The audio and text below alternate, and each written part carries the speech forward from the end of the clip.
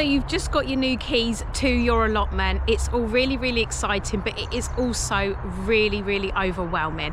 I'm going to be sharing my top tips to help you make the best out of your new growing space. My first top tip is to not take on the space all at once. It is a huge job to clear a full allotment plot and to make beds and to put up structures and to start growing in it. It takes a lot of work, and I think it can become really, really overwhelming really, really quickly.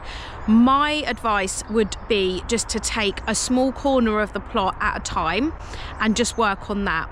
So when I first took over my allotment plot, this was all completely overgrown. There was absolutely nothing here apart from grass, weeds and rubbish.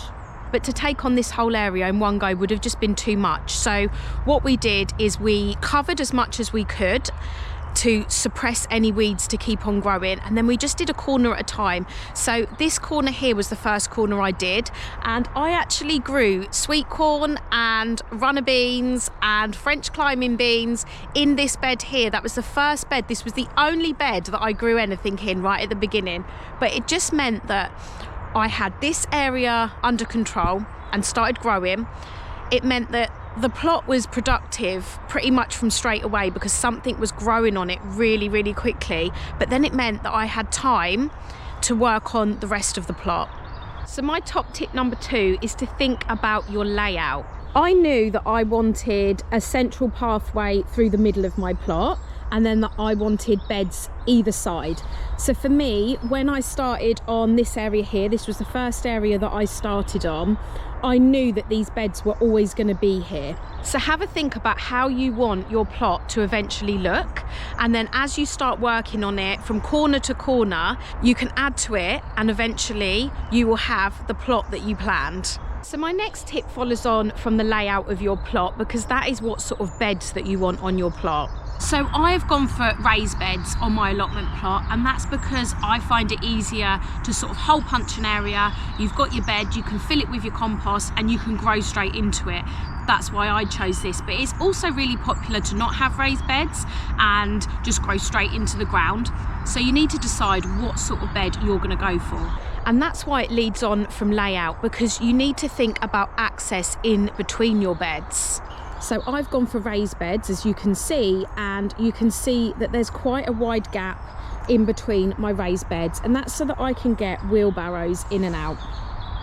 And also that it gives me a lot of room to plant, so I can be by the side of this bed here and I can reach into this bed quite easily, and there's lots of room. And that's why the type of beds that you decide to go for leads on from the layout of your plot, because you need to have access in between your beds, especially if you've got raised beds, to fit a wheelbarrow, to fit you planting into your raised beds. So you really need to think about, when you're planning your layout, where you want your beds and are you going to have enough access.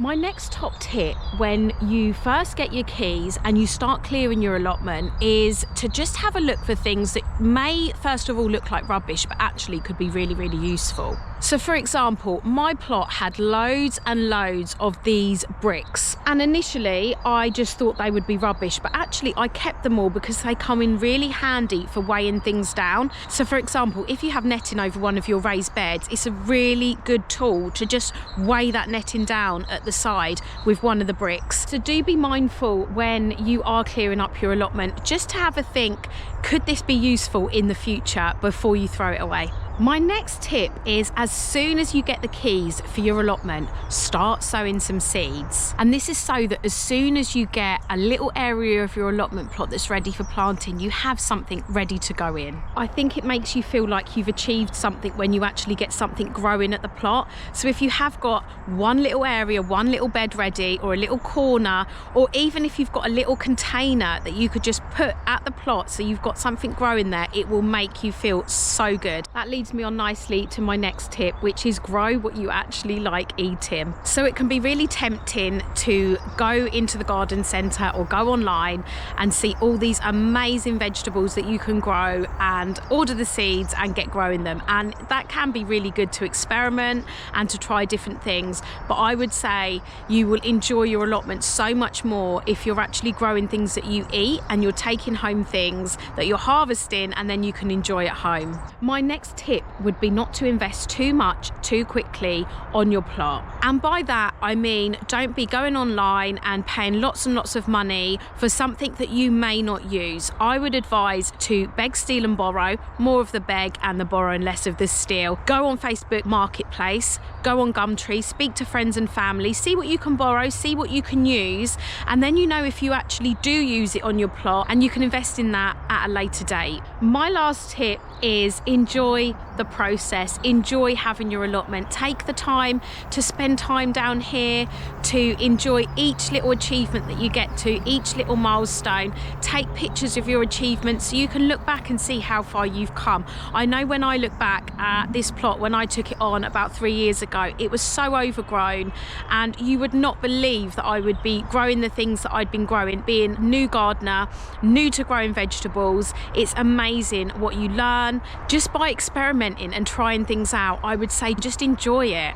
If you've got any tips for when you get your first allotment, please put them in the comments so we can share with everyone else.